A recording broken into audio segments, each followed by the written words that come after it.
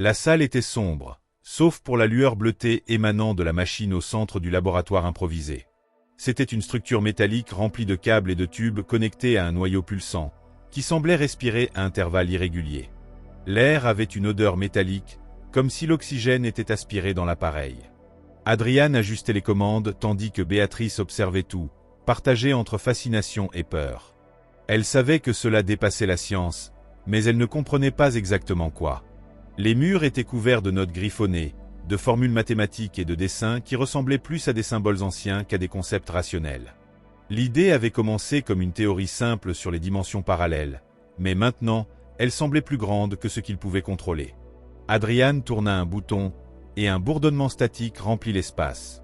Il regarda Béatrice et dit « Nous sommes prêts ». Elle hésita, mais acquiesça. L'expérience commença avec un rugissement grave, comme s'il provenait des murs. Le noyau central tournait de plus en plus vite jusqu'à ce qu'une lumière aveuglante inonde la salle. Béatrice leva le bras pour protéger ses yeux, mais elle voyait encore des formes étranges danser dans la clarté. C'était comme si l'air se pliait, créant des couches là où il y avait auparavant du vide. Adrian murmura quelque chose sur les fréquences résonantes et les champs gravitationnels, mais sa voix était à peine audible sous le fracas de la machine. Soudain, un craquement retentit, et tout s'arrêta. La lumière disparut, le silence revint brutalement. À la place du noyau, il y avait un trou parfait, entouré d'une bordure noire qui absorbait toute la lumière. Béatrice sentit un froid glacial monter le long de sa colonne vertébrale en s'approchant. Adrian était immobile, fixant le vide avec une expression indéchiffrable. Béatrice tendit la main, mais avant de toucher la bordure, quelque chose sortit du portail. Un vent glacial apporta l'odeur de terre mouillée et autre chose qui lui fit retourner l'estomac. Des bruits de pas traînants se rapprochèrent. Adrian trébucha sur une chaise en reculant. Béatrice essaya de crier, mais sa voix faillit à la vue d'une figure qui émergeait. C'était humanoïde, mais pas totalement humain. Sa peau semblait faite d'ombres vivantes, tremblotantes comme des flammes noires. Ses yeux vides rayonnaient d'une intelligence ancienne et cruelle. La créature inclina la tête, les évaluant, et fit un pas en avant. Adrian hurla finalement à Béatrice de courir, mais elle était paralysée. Le sol trembla, les murs se déformèrent. La créature tendit une main fine et toucha son épaule, provoquant une douleur lancinante. Adrian saisit un outil en métal et le lança, mais l'arme traversa le corps de la créature comme de la fumée. Il maudit et retourna frénétiquement les papiers. Béatrice sentit la douleur diminuer, mais sa vision devint floue. Les couleurs s'estompèrent, les bords tremblèrent, comme si elles étaient vues à travers de l'eau bouillante. Des taches sombres apparurent sur ses mains, se répandant comme de l'encre. Adrian trouva un interrupteur connecté à des explosifs et lui cria de s'éloigner, mais Béatrice l'entendait à peine, dominée par des pensées qui n'étaient pas les siennes, des fragments de mondes étranges superposés à la réalité. Lorsqu'il appuya sur le bouton, l'explosion renversa tout, y compris la machine du portail. Lorsque la poussière se dissipa, le portail resta intact. La créature, maintenant au bord du trou noir, semblait amusée. Adrian gisait au sol, gémissant d'une douleur au bras. Béatrice savait qu'elle devait agir, mais son esprit oscillait entre la peur et une curiosité morbide. La créature murmurait des mots incompréhensibles qui résonnaient comme des souvenirs anciens. Quelque chose en elle voulait répondre, s'approcher. C'est alors que Béatrice remarqua des symboles brillants au sol autour du portail, les mêmes dessins que les notes d'Adrian, maintenant vivants.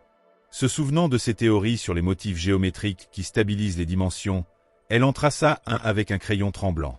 La créature grogna, les murs vibrèrent. Adrian l'exhorta à la hâte, mais elle était concentrée. En complétant le symbole, une lumière blanche explosa du portail, les aspirant à l'intérieur. Adrian saisit son bras, mais tous deux savaient que c'était une question de temps. La créature attaqua à nouveau, mais les symboles brillèrent, la repoussant avec un cri aigu. Le portail commença à se refermer, mais quelque chose n'allait pas. L'air semblait dense, chargé. Béatrice vit les taches sombres se répandre sur son cou. Une substance noire et brillante recouvrait ses doigts, pulsant comme quelque chose de vivant. Adrian pâlit. Ce n'était pas un effet secondaire, c'était quelque chose de beaucoup pire. Béatrice essaya de nettoyer la substance noire de ses vêtements, mais elle ne partait pas. Elle semblait se fondre dans sa peau, comme si elle en faisait maintenant partie. Adrian regarda autour de lui, cherchant quelque chose d'utile, mais le laboratoire était détruit. Des équipements brisés jonchaient le sol et la fumée remplissait l'air. Il prit un morceau de verre brisé et gratta son bras, mais cela ne fit que répandre la substance plus rapidement. Elle hurla de douleur, sentant quelque chose d'étrange à l'intérieur de son corps, comme des aiguilles se déplaçant sous sa peau, réarrangeant tout. Adrian prit son visage et dit « Résistez, Béatrice », mais elle l'entendait à peine. Son esprit était rempli d'images incohérentes, des paysages déformés et des silhouettes observant de loin. Les symboles au sol brillaient encore, mais plus faiblement.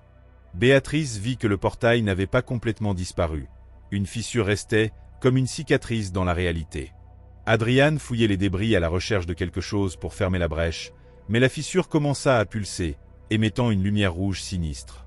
Béatrice sentit une pression dans ses oreilles, comme si quelque chose envahissait son esprit. Adrian lui cria de s'éloigner, mais ses jambes étaient attachées au sol. Soudain, la fissure s'élargit, et une figure apparut. Elle était plus petite, humanoïde, avec une peau de métal liquide et des yeux blancs sans iris. La créature inclina la tête, toucha l'épaule de Béatrice, et la substance noire recula. Adrian essaya d'aider, mais il fut projeté contre le mur. La créature émit un son aigu, renversant Adrian, qui se couvrit les oreilles, gémissant. Béatrice, paralysée, entendit des murmures dans une langue ancienne qui avait du sens dans son esprit, comme des souvenirs anciens. Une douleur intense à la tête lui fit voir des éclairs d'une forêt d'arbres de verre et d'un ciel rouge avec 2 lunes. Lorsque la douleur passa, la créature disparut et la fissure se referma d'elle-même. Adrian, au sol, regardait Béatrice avec horreur. La substance noire avait disparu, mais sa peau brillait légèrement. Elle essaya de se lever, mais ses jambes tremblaient. Adrian l'aida à se redresser, lui disant de partir, mais Béatrice savait que quelque chose avait changé en elle. En quittant le laboratoire, les murs présentaient des fissures bleutées et l'air était chargé d'énergie. Dans le couloir, les lumières clignotent et le sol vibrait. En descendant les escaliers, ils entendirent un bruit métallique. Des créatures semblables à des insectes mécaniques sortaient des murs. Adrian poussa Béatrice devant lui, criant de courir. Ils montèrent les escaliers, mais le bruit des créatures augmentait.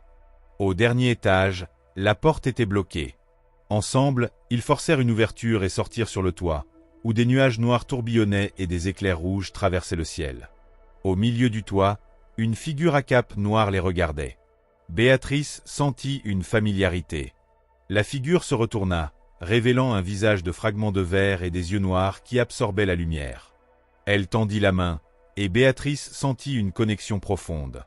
Adrian essaya de la tirer, mais elle se détacha.